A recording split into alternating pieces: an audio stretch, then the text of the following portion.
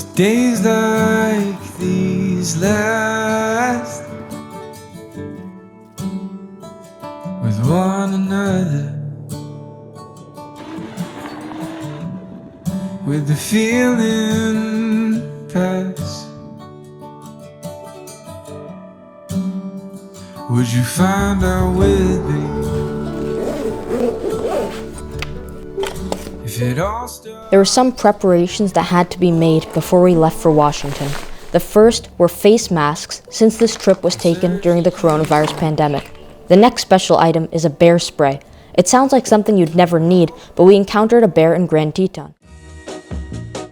At 4 a.m., our day began. After getting dressed and brushing our teeth, we were out the door for a 1-hour drive to JFK.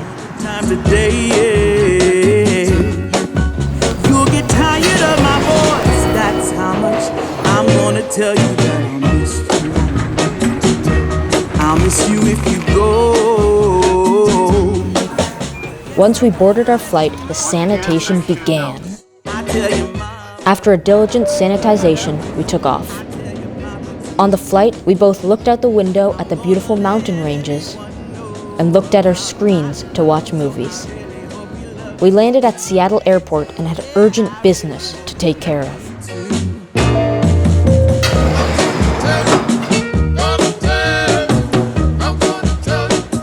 I'm gonna tell you that I need you every day. You'll get weary of my touch. That's how much I'm gonna tell you that I want you.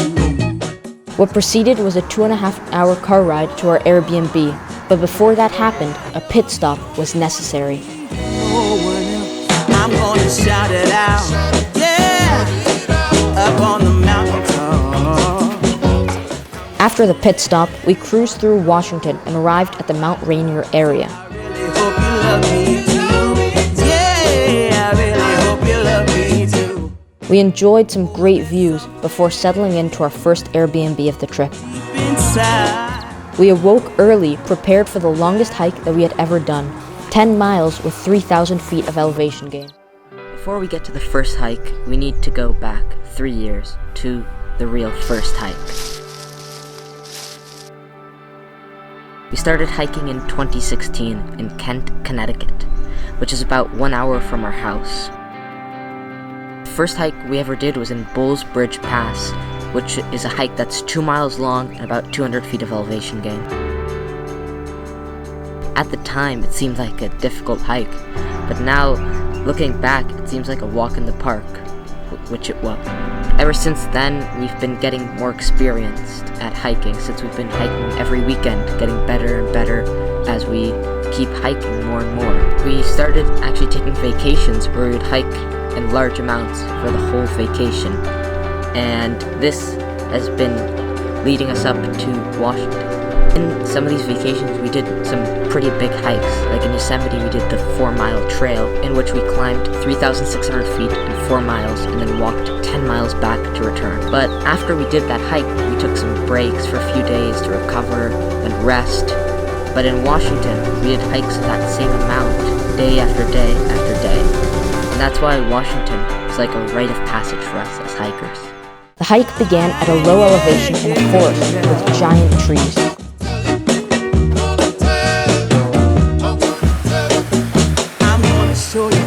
But after climbing 1,000 feet, we emerged at Frying Pan Creek, and then took a lovely stroll before finishing our climb. That's how much they want to kiss you. On the way, we met a friendly otter who clearly didn't see us as a threat, since he lay down for a nap right in front of us. The only one I need, no one else. I tell you, friend. At the edge between forest and tundra, we ate lunch overlooking a great view, and then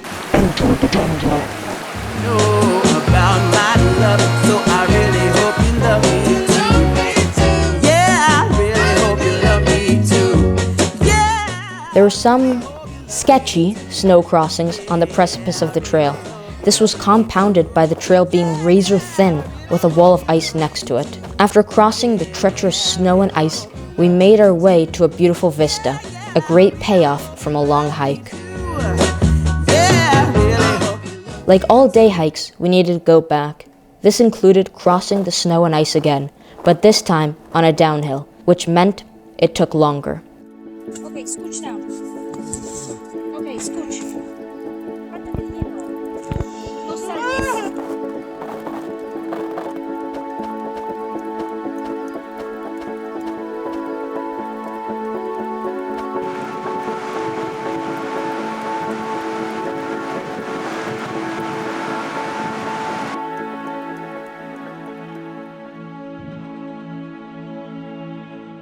The next day was another long hike, over 10 miles with 2,800 feet of elevation gain, and about 1,000 deer. In the first 10 minutes, we must have seen 10 deer walking through grass and flowers. The terrain was constantly changing.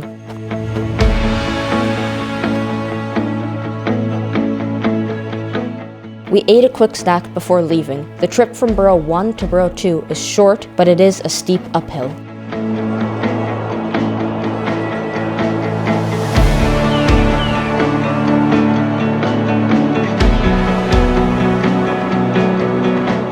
We could see Mount Rainier, which we later approached in the third burrow.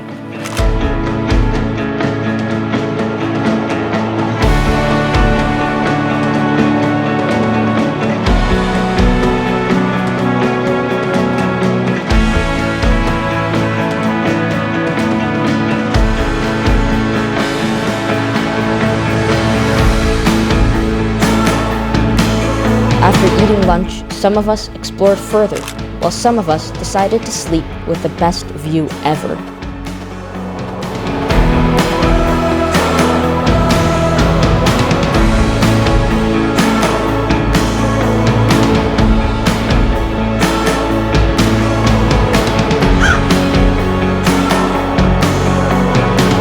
We started our descent back down and painfully back up the mountain to the second burrow, where we met a very aggressive squirrel. We descended the beautiful, at times scary trail.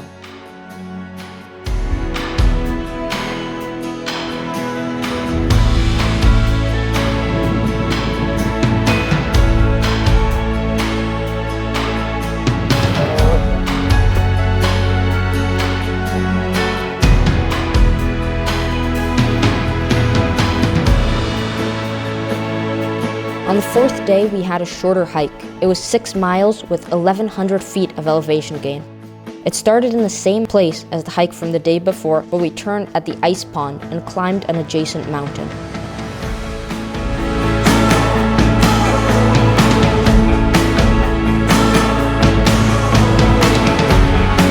At the top of the mountain, we reached a fire lookout with a panoramic view. Someone used to monitor the valley from this lookout and report if they saw smoke.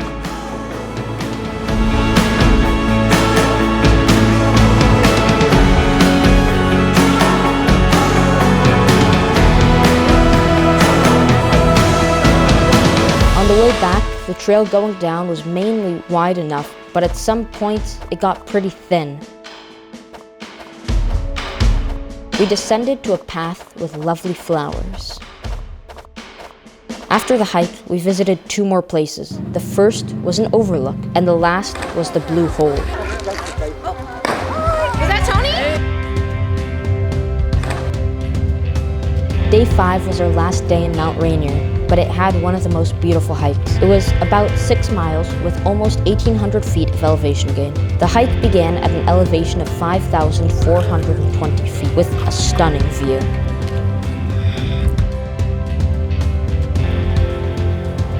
As we continued to climb, accompanied by many otters, the views only got nicer.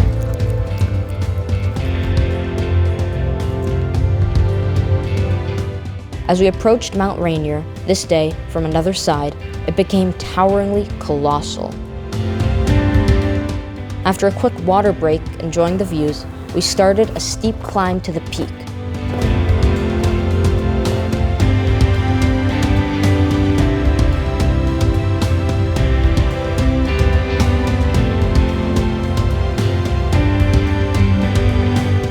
The descent was almost as magical as the ascent was.